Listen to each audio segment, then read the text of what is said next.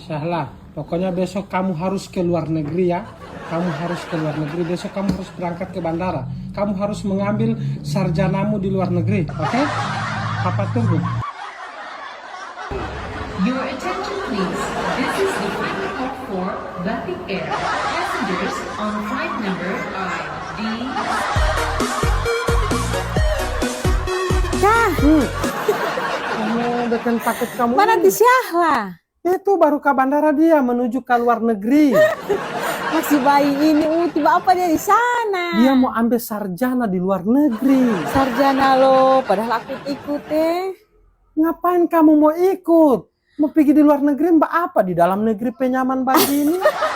Bukan, aku suka pergi di Kapadokia. Di Turki? Iya, Mau apa kamu jauh-jauh ke Turki? kamu tidak tahu di sana itu ada balon udara. Kalau kamu mau pergi Mbalia itu balon udara, mendingan datang di Kabupaten Bualemo.